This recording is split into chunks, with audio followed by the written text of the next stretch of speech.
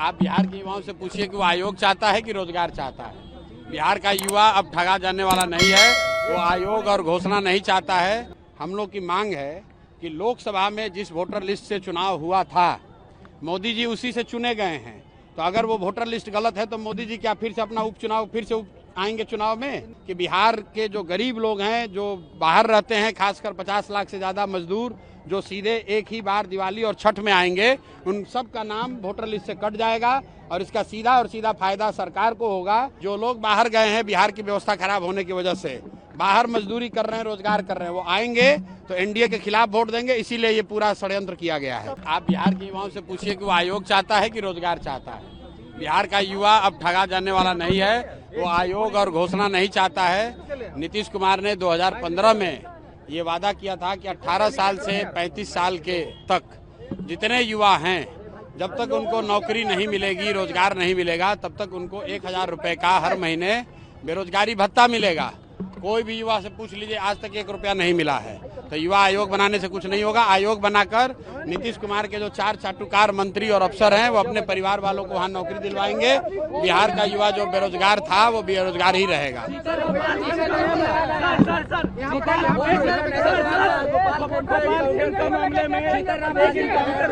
गोपाल खेमका मामले में एक एनकाउंटर हुआ है। चिराग पासवान ने अपनी सरकार पे सवाल उठाया है।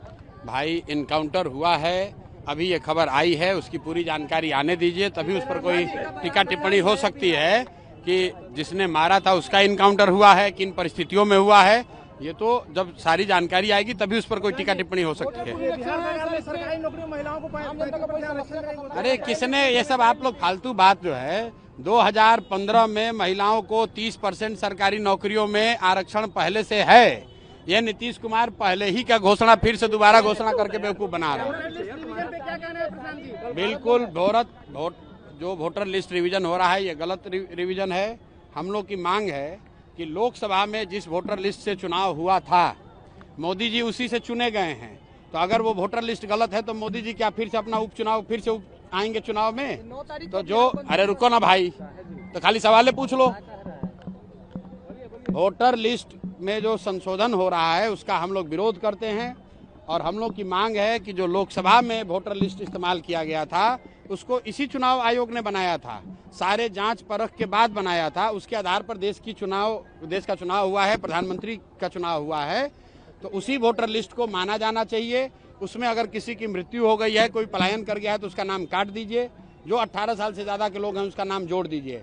लेकिन फिर से रिवीजन करने का मतलब है कि बिहार के जो गरीब लोग हैं, जो बाहर रहते हैं, खासकर 50 लाख से ज्यादा मजदूर जो सीधे एक ही बार दिवाली और छठ में आएंगे, उन सब का नाम वोटर लिस्ट से कट जाएगा और इसका सीधा फायदा सरकार को होगा। क्योंकि सरकार डरी हुई है कि जो लोग बाहर गए हैं बिहार की व्यवस्था खराब होने की वजह से, बाहर मजदूरी कर रहे हैं, रोजगार कर रहे हैं, वो आएंगे तो एनडीए के खिलाफ वोट देंगे। इसीलिए ये पूरा षड्यंत्र किया गया है।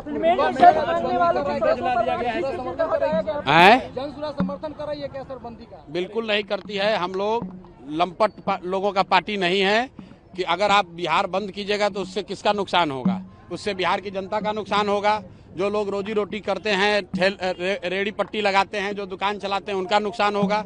आपका बच्चा कल बीमार पड़ेगा, उसको हॉस्पिटल में ले जाना है, ये लोग बंद कर देंगे, आपका परिवार सफर करेगा। तो हम लोग किसी भी बंद का, इस तरह की घटना का समर्थन नहीं करते हैं। हम लोग इसको लोकतांत्रिक तरीके से लड़ना चाहते हैं, इलेक्शन कमीशन को जाकर अपनी बात रखना चाहते हैं, प्रेस के माध्यम से जनता को बताना चाहते हैं। जरूरत पड़ेगी तो कोर्ट में जाकर कोर्ट में लड़ाई लड़ी जाएगी।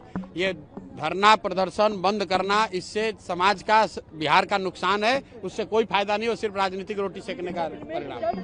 अगर आप ये वीडियो YouTube पर देख रहे हैं तो हमारे चैनल को सब्सक्राइब कर बेल आइकन दबाएं, और Facebook पर देख रहे हैं तो हमारे पेज को लाइक करें।